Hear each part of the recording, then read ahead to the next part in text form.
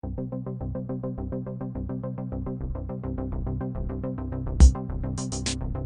everyone, I'm Avi Klein. I'm Sam Graham-Felsen. And you're listening to Hey Man, the Advice Podcast for Men. This week, our guest is Jason Rodgers. Jason is a former Olympic silver medalist with USA Fencing and author of an article about his struggles with performance anxiety and a forthcoming book about it too. Hope you enjoy.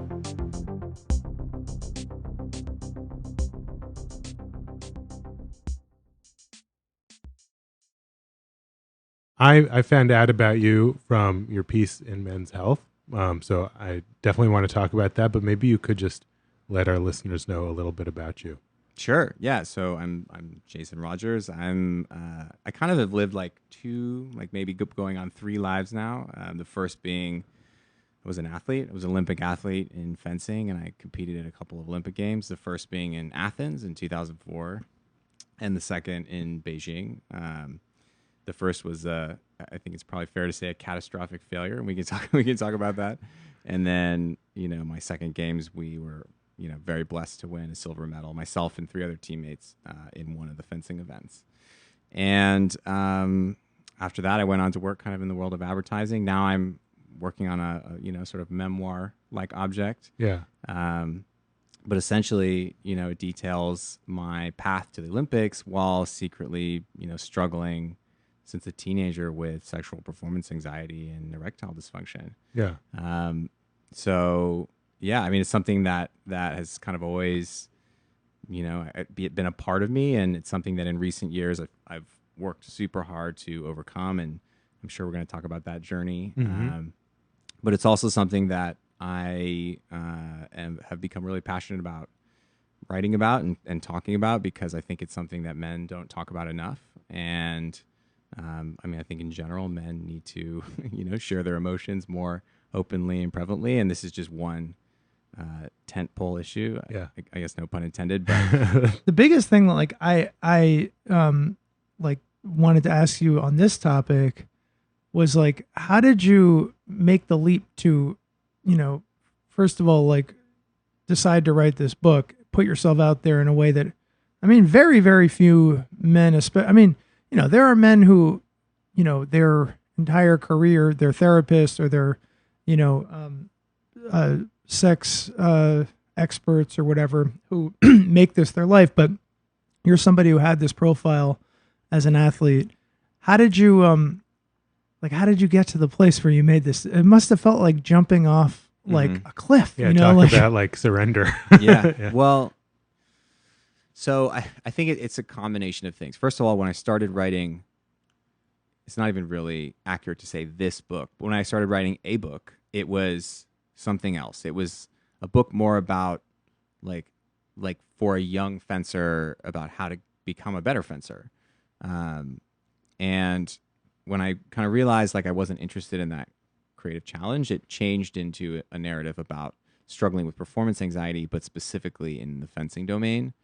And then at a certain point, when you just know in your gut that something is just this is not this is not the thing. There was a moment I had just left London. My wife, my now wife, then fiance, and I were at her parents' apartment in Stockholm. And, it just sort of, she kind of was the initial nudge. She was, because we had obviously talked a lot about this. She was a significant part of my recovery.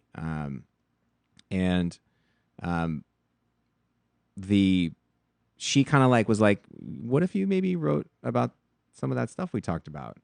And I was like, no, absolutely not.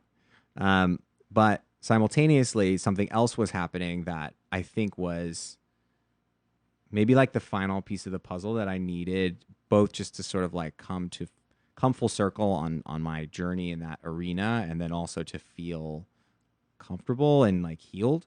And that was that I had, in leaving London, I had switched doctors.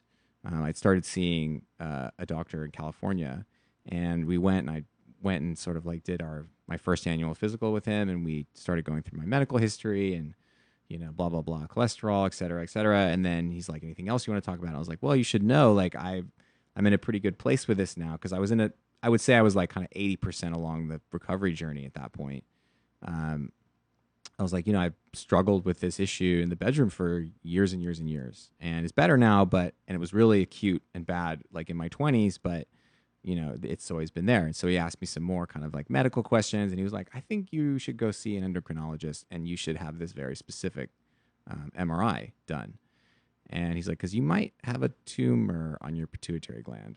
Okay. And I did, and I do. Wow. And so there was just a little, like what they call like a microadenoma on my pituitary, which was kind of messing with my hormone levels. And it had kind of gone, I had had my hormone levels looked at in my mid-20s at some point in time, but they hadn't looked at the right hormone. And basically there's this complex interaction between all these sort of sex hormones. And he was like, yeah, that's probably at least some part of this whole thing. And luckily it was obviously not something to worry about from a health perspective, but he was like, you should start taking this medication. And I did. And it was like immediately something changed in me, both in terms of like sexual confidence, but also I noticed like behavioral changes. And this goes back to this sort of nice guy question of like I felt what were some may call kind of like masculine traits kind of like rising within me, like in these weird moments. I was like, oh, I feel this way, and this is very strange, and I don't know what that is. Like what's an example? Quick to be irritated, like quick to like snap at my fiance for something really stupid. She remembers this more than I do, but like we were at our apartment, this is maybe a year and a half ago, something like that, and some solicitor came to the door trying to ask for money for some kind of local charity, and like she opened the door, and she's European and Swedish, and they have trust in everybody, so she was like, yeah, sure, I'll talk to you about whatever it was. And I remember, like, I kind of remember that she describes it to me more than I remember it. But I kind of like stepped in front of her and was like, what do you want? Got very like defensive in a way that I have never known myself to be of a partner or of anyone really. And it was that sort of like protector role that I guess I just never, I don't know. It just never activated in that way where it was like this irrational need to like stand in front of my, my partner and protect her from this totally nice person who was asking a very innocent and benign question. And so it's stuff like that I think started to change. But that process of going through that, and it felt like that door just finally closed shut. And I was like, I can kind of put that thing in the past, that I was like, okay, here I am. I'm no one's ever fully healed, but I'm healed to the extent that I feel comfortable that like I'm not like jinxing myself, or I sort of was able to shed any superstition I had around the topic. I was like, I know there are millions of other people that struggle with this, and this is the thing that scares the living shit out of me, and so therefore I should probably start writing about that. I'm curious, like what qualifies as healed, or like how is healed, like being able to get hard whenever you want, or is it something else for you? Well, so there's the physical component of it, which is more or less that I don't think about it anymore. It like occasionally like stuff happens. Like I think every guy has had an experience, struggling because they had anxiety, or they, were just preoccupied or tired or had too much to drink or whatever. So that happens, but I would call it like, it's returned to a level where I'm like super comfortable with it. It's very rarely something that I worry about. So to that extent, like healed to me means that it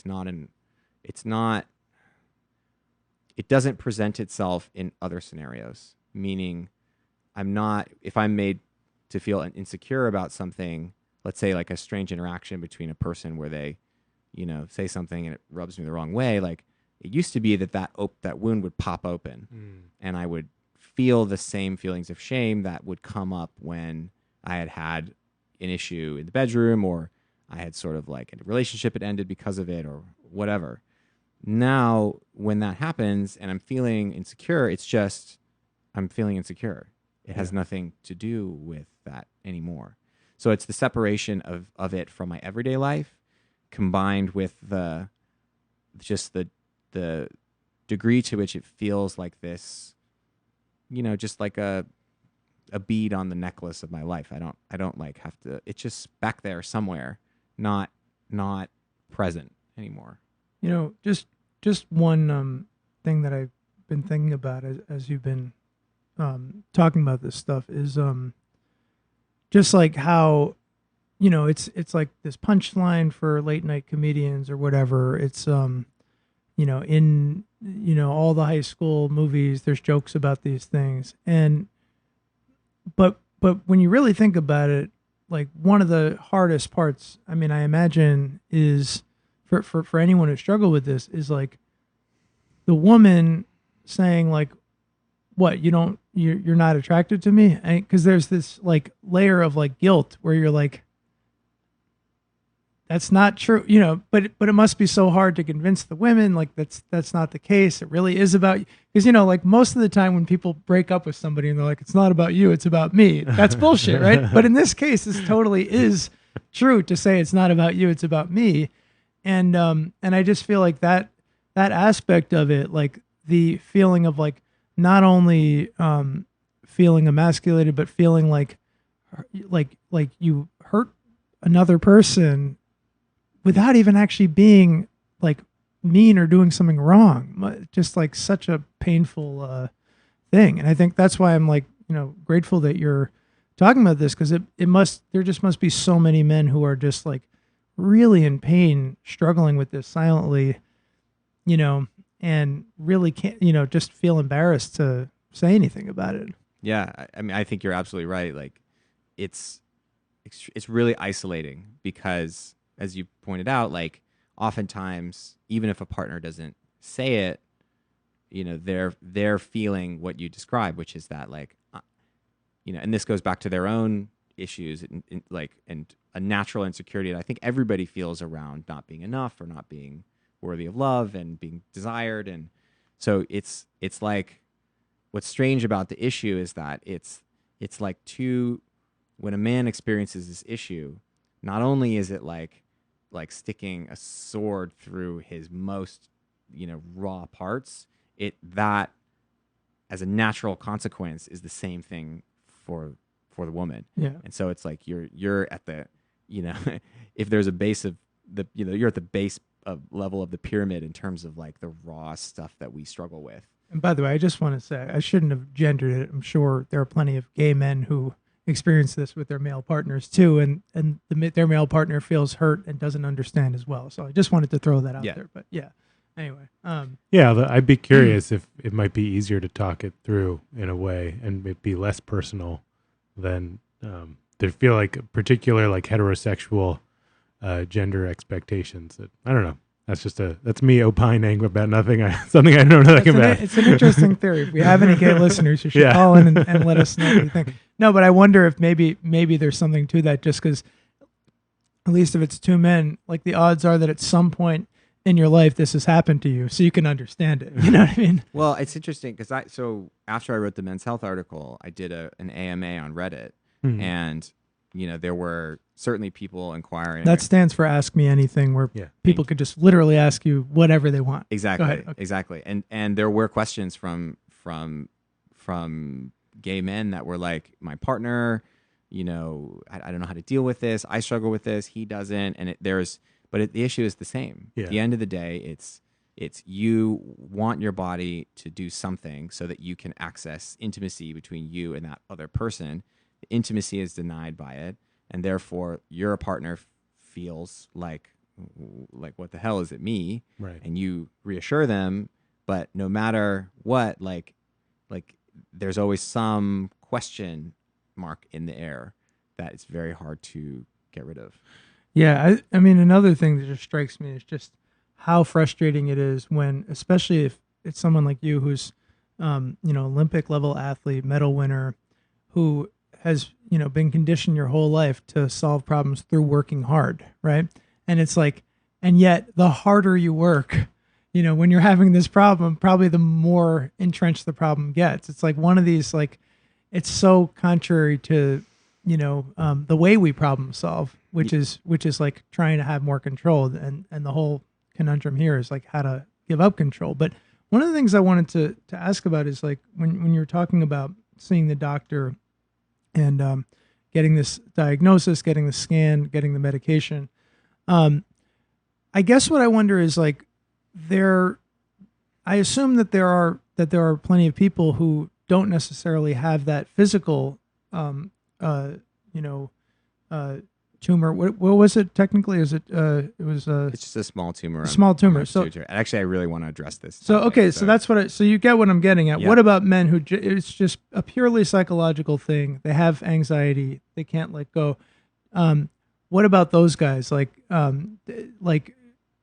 are they curable? Like, is there a way to just let go, or is it something like, I don't know. I mean, yeah. Well, just before I talk about that, I want to just make sure that I am super clear about kind of my own journey, because you're right when you point this out, which is that like there is a small medical component to my issue, but it was by no means the only thing that was going on. For me, because it wasn't like there weren't abnormalities in my hormone levels that were so extreme that like it was impossible for me to have sex. That was not the case. And over the years, it was not like every sexual experience that I had was, a quote unquote failed one.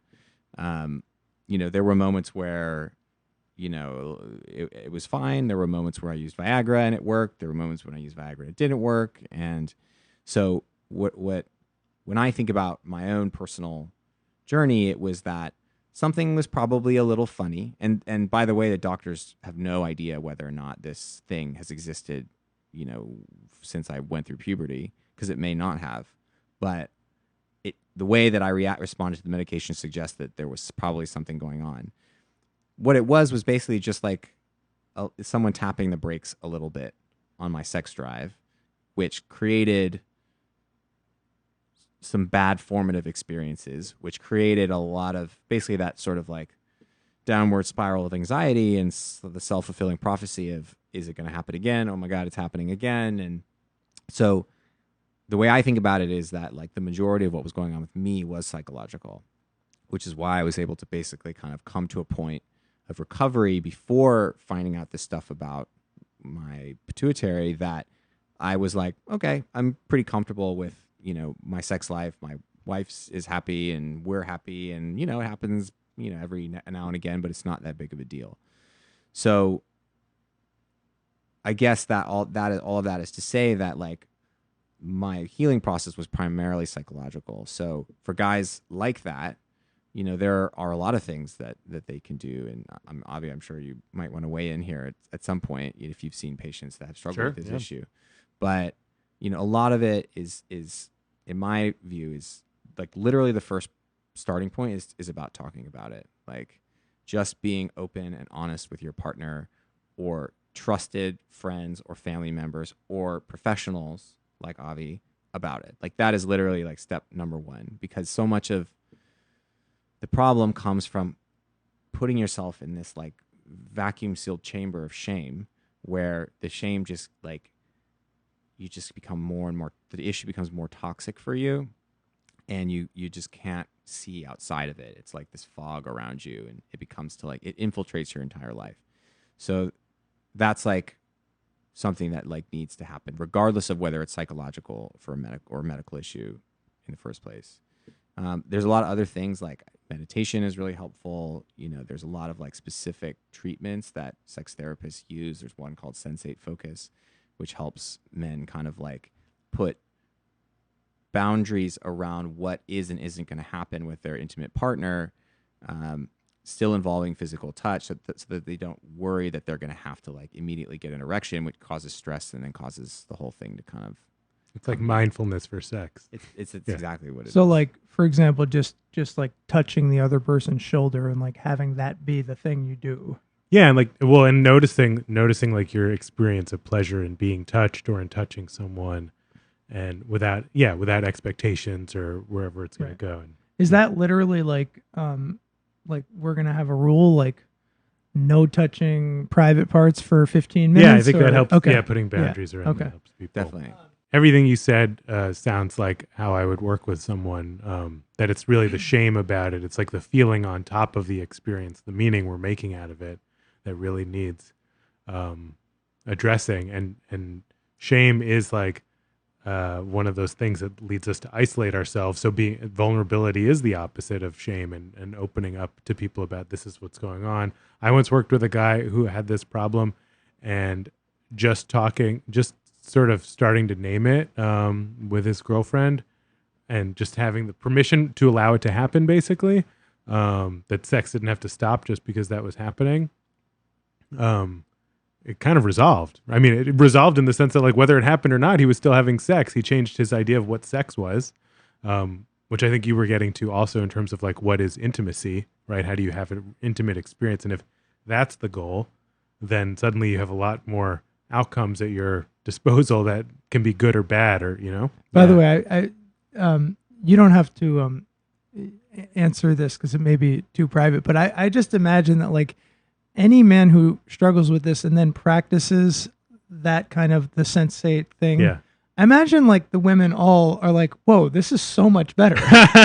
Because if anything, like most men, you know, when I hear from my female friends, it's like the issue is men just like wanting to go too fast and like being so focused on the end goal, you know, and having no ability to just like slow down and enjoy all of the other aspects of the experience that don't have to do with that last second. Yeah, and I think this goes back to what you were saying about like trying to solve the problem by working harder. One of my key like paradigm shifts was moving away from like thinking about like having an orgasm with a partner as the goal, you know, as like the thing to be achieved. You know, there's an achievement focus.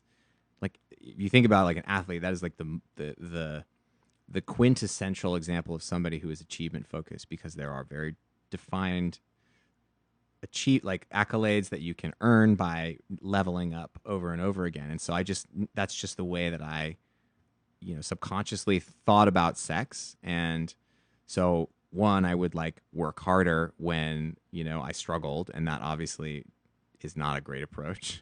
And then two, like it was a failure if I didn't, you know, have an orgasm, or and in a lot of cases that was because, you know, we never the horse race never even started. And it's really important, and a lot of like sex therapists or psychologists would say, like, you know, penetrative sex is not the only type of sex. Mm-hmm. And there are so many other ways to explore intimacy using touch, using, you know, other senses. And that was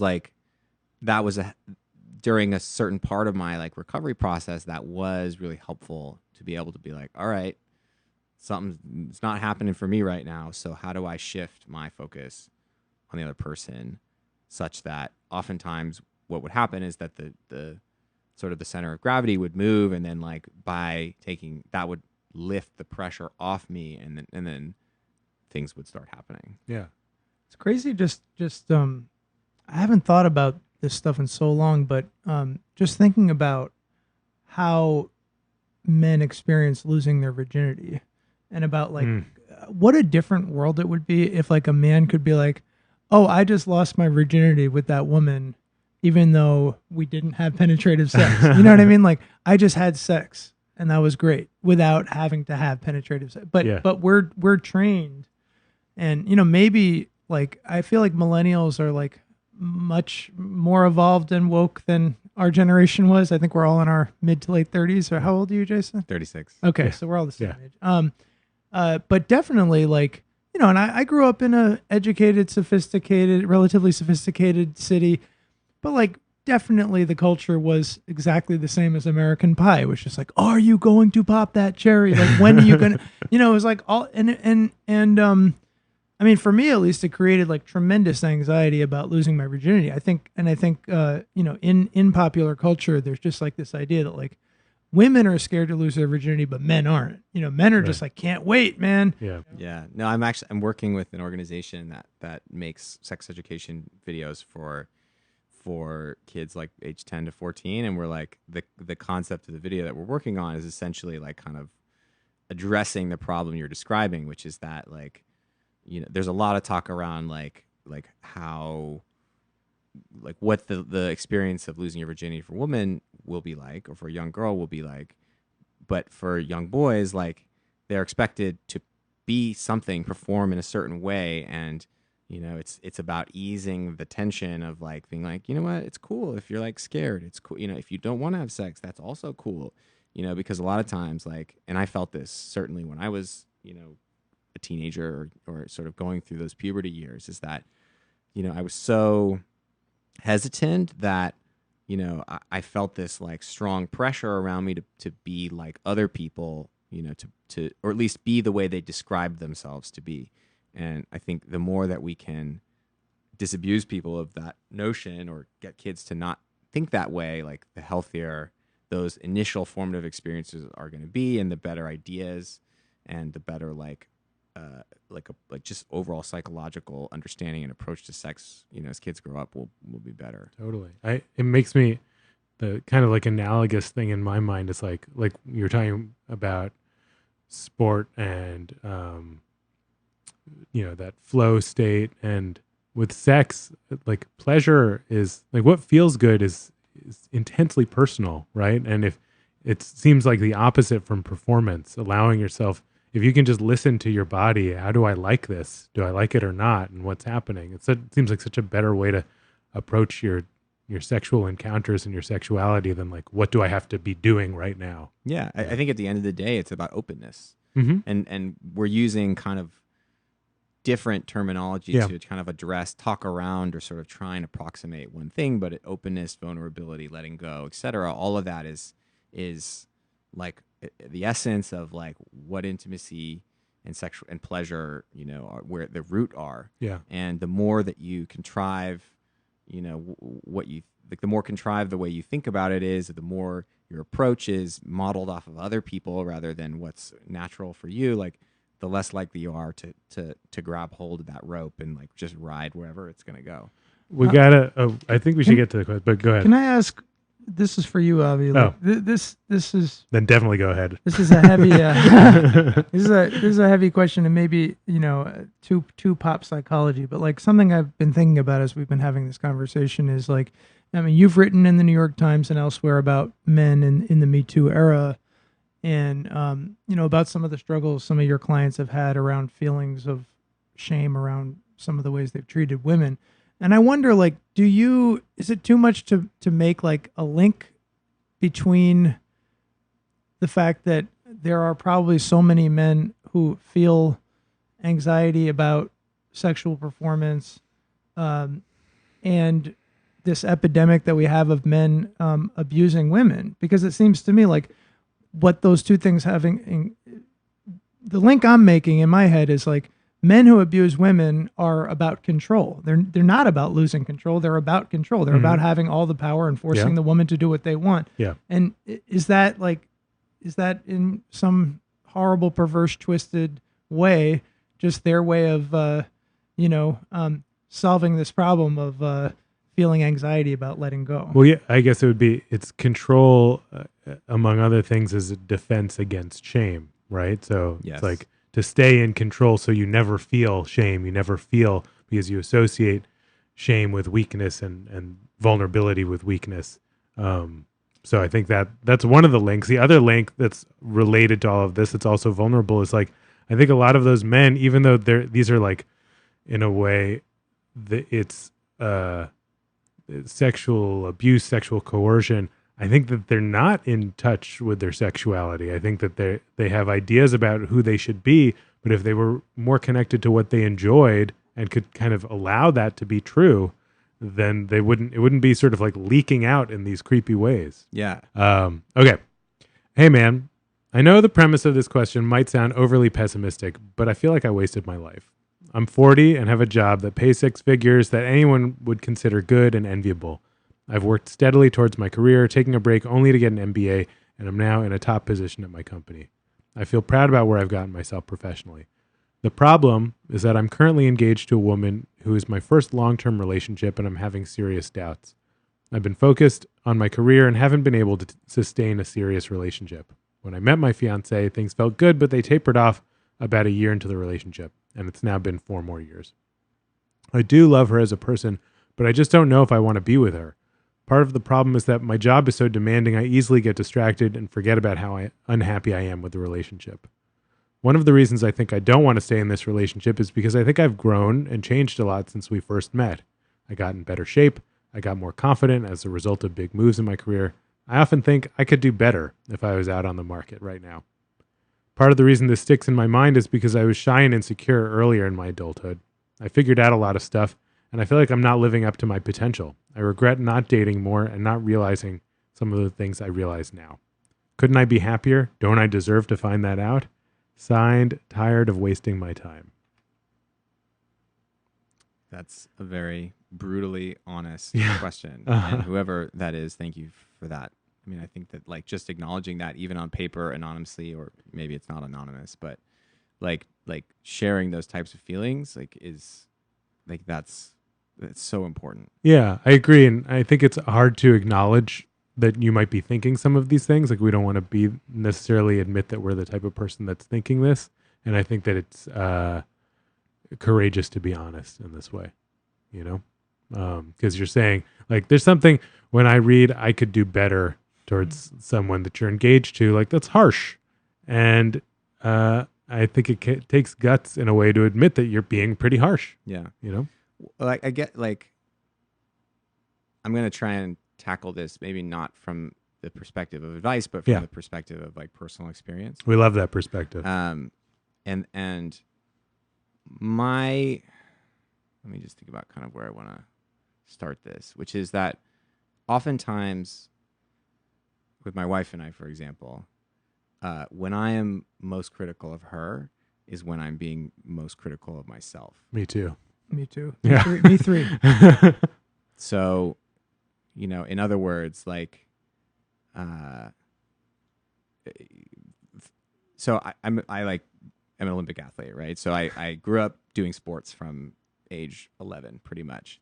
And like, so as a result, I have a very specific approach to like sports and fitness. And it's like a very integrated part of my life. My wife is less interested in those things. And as a result, like we occasionally kind of have a thing kind of around like fitness and working out and, you know, that kind of like those types of healthy habits. And it's something that like always pokes at both of us. And I notice that when I'm most critical of her are the moments that I am chastising myself for not meeting my own expectations, which she often rightly points out are, you know, a bit extreme.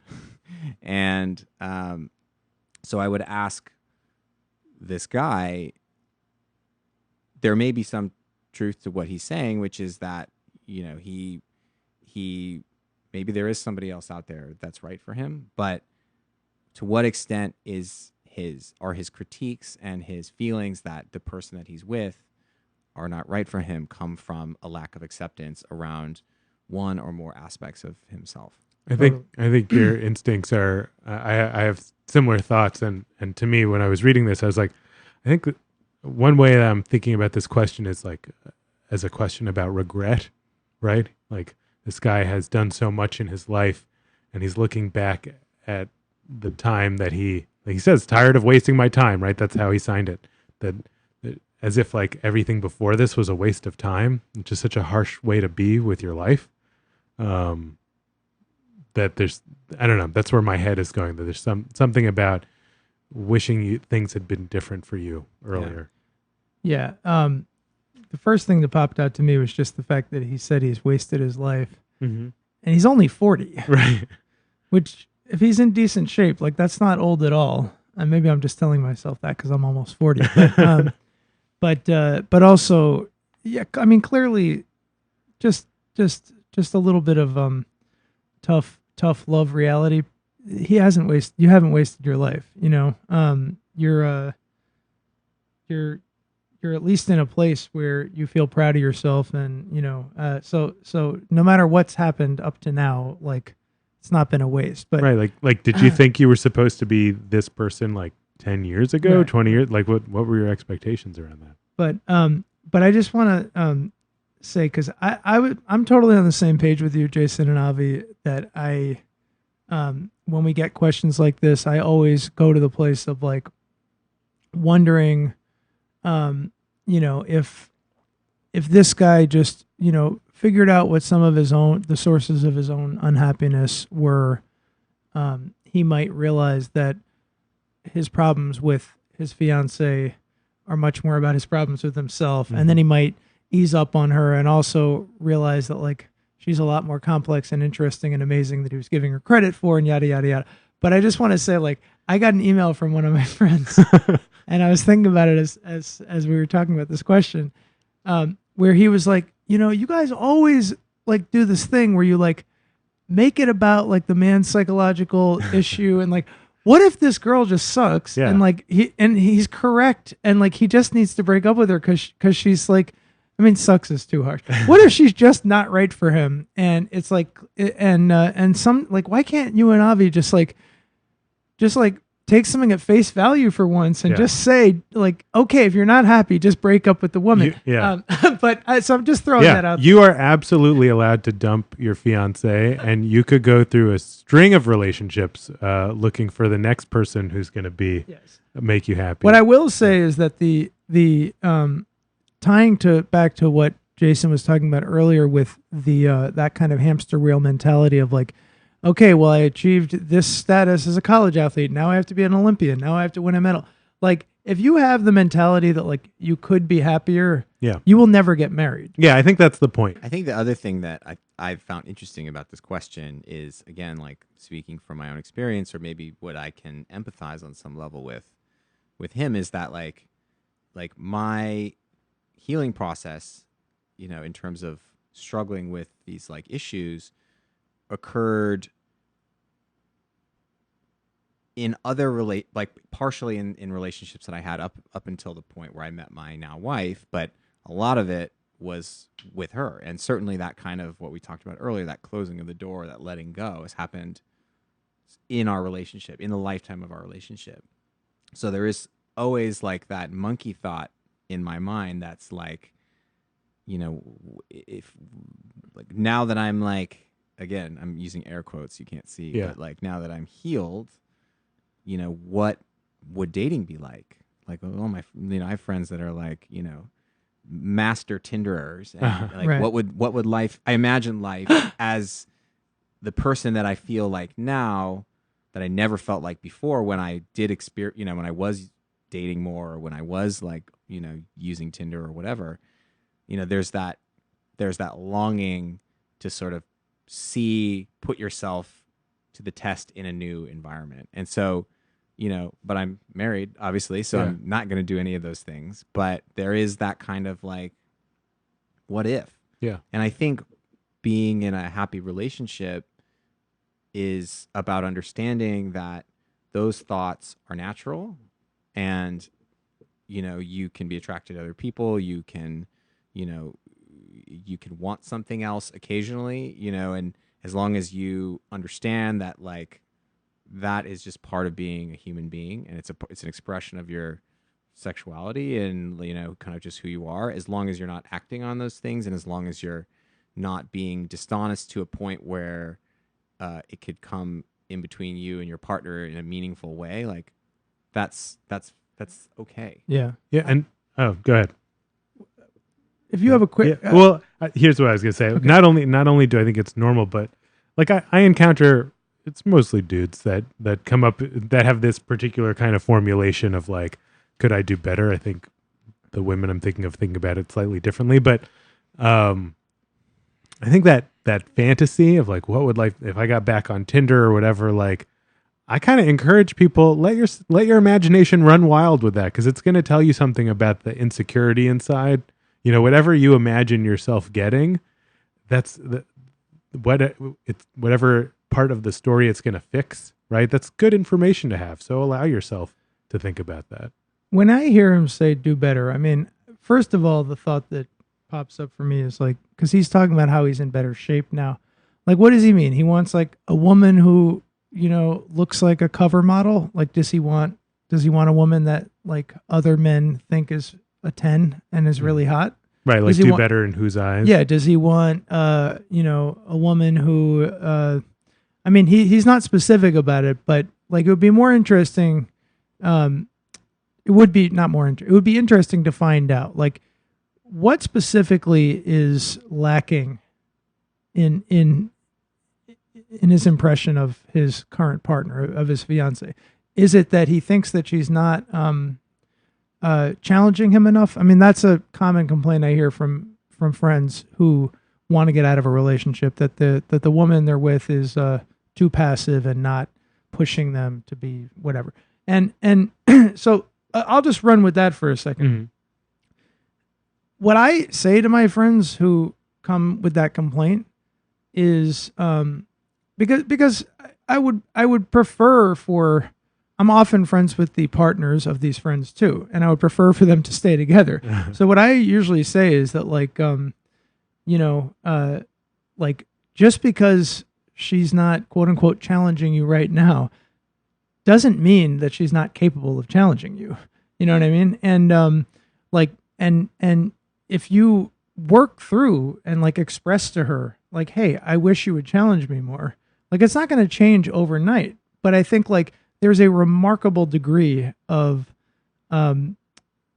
metamorphosis that can happen, you know, within the span of one person's life, and the same can be said for a relationship. And I mean, I just think about like how different I am today than I was a year ago, and like how surprised I would be if I had like a looking glass or whatever could see like, oh, that's how you turned out. Like in some ways, in a lot of ways I'd be happy. In some ways I'd be like, really, that's what you're doing? Like, but the point is that I feel like I go through big changes in my life, and I've seen how surprising I can be to myself.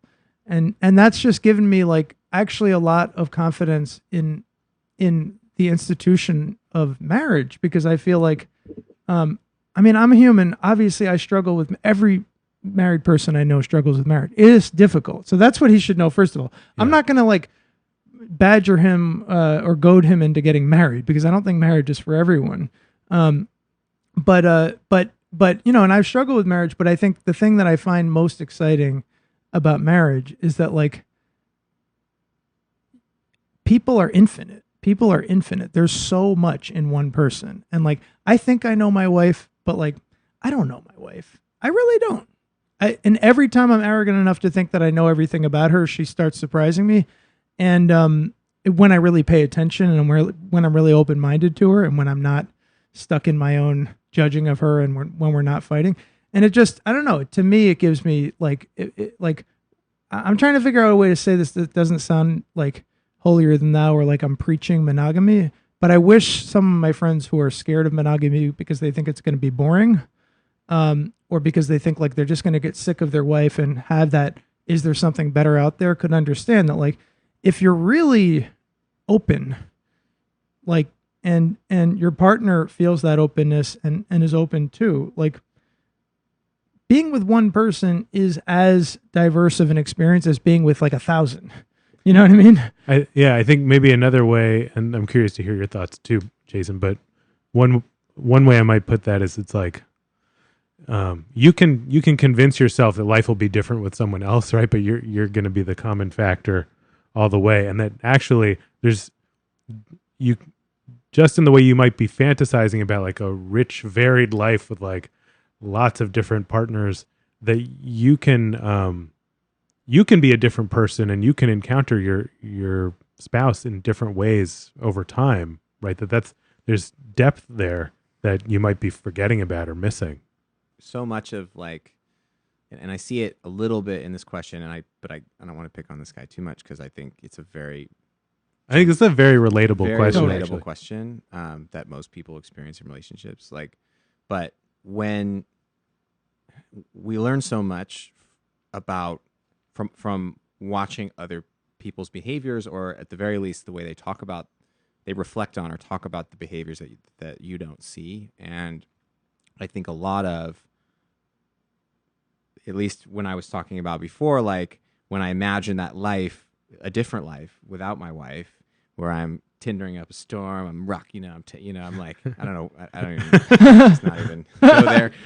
But, or, in the case of this guy, like another partner, that maybe she looks differently and it's a way that his friends are going to give him that wink, nod, elbow. That's sort of Good like for you. good for you kind of thing. Like so much of that motivation or that idea in your mind of what that life is not what's actually what you want. It's what you think you should want based on the assimilation of all these cues that you've learned from other men or other women.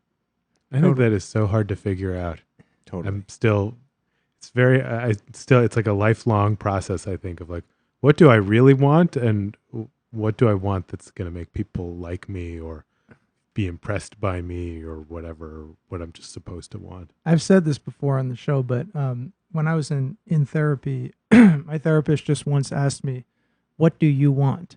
And I was like, "What?" She's like, "What do you want?" I was like, "What is this? Some kind of Jedi like Zen koan question?" I like literally couldn't answer it because she prompted me to realize that like so much of what I thought I wanted was just what I thought would make my colleagues or friends or parents, think better of me. And like, I really had so little idea of like what I was just naturally drawn to. And that's a whole complicated philosophical question that we can't get into here. Yeah. What is it even, how do you even know what you're naturally drawn to? Because so much of what we're drawn to is socially conditioned. But, I don't have any investment in this guy's monogamy or anything like that, but I will say, having had this conversation with many patients of mine, that sometimes I'll ask them, so like, have you shared any of this with your partner? And it's like, oh, all of a sudden they haven't. They've just paid me for many, many hours to complain about their soon-to-be spouse, but they haven't shared any of it with them, and which is making me think of vulnerability and things like that.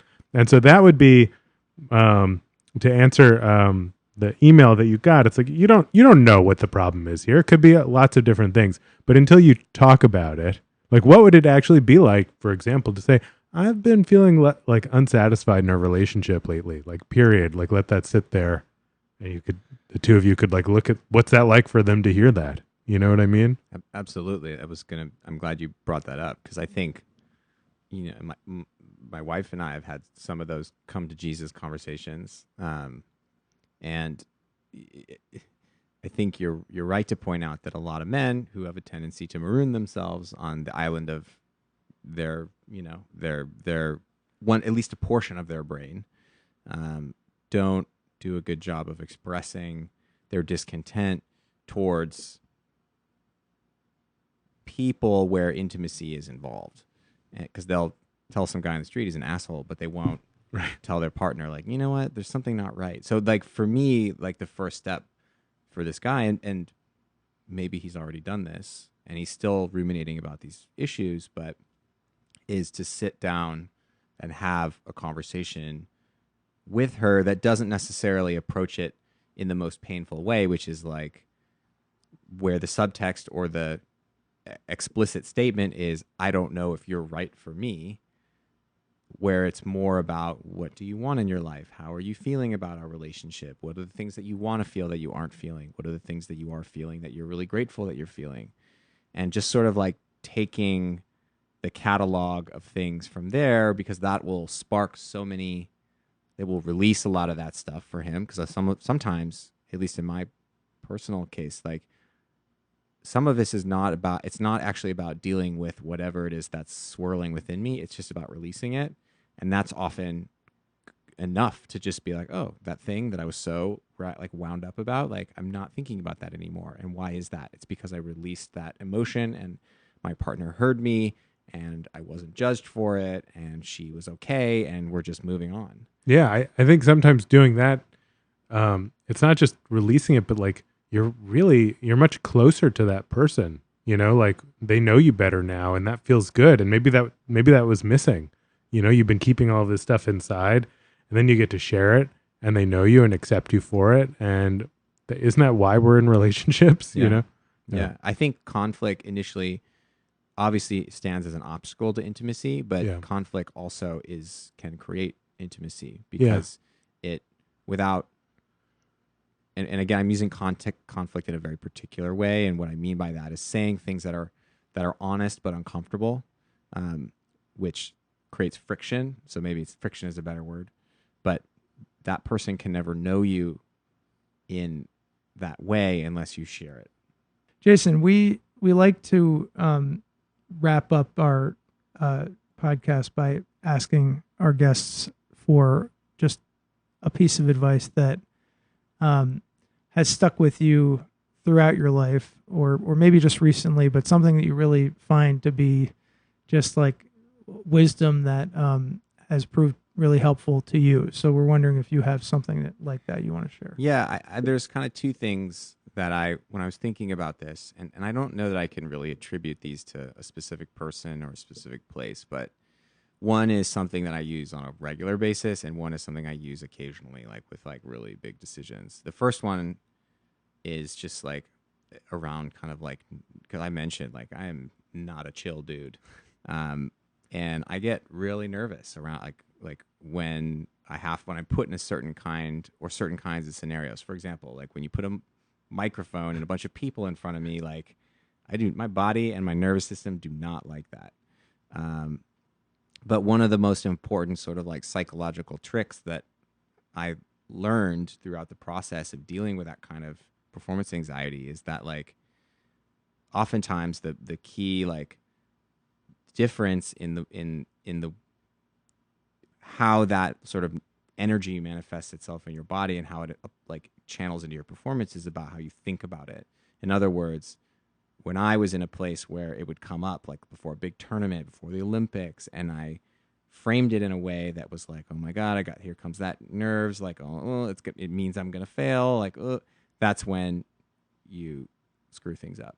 And when you reframe that to be like, actually that energy is something that is what will propel me to a level of performance beyond what I'm capable of on a day-to-day basis, that's when it becomes really, you're like harnessing the power of something instead of letting it run amok, in your mind and screw up the whole thing that the whole process that you've trained yourself to do. Like, this is good. I care. Like, I'm hyped. Exactly. Yeah. Like if I'm not nervous, like what you really should be thinking is like, if I'm not feeling nervous, like that's problematic. Yeah.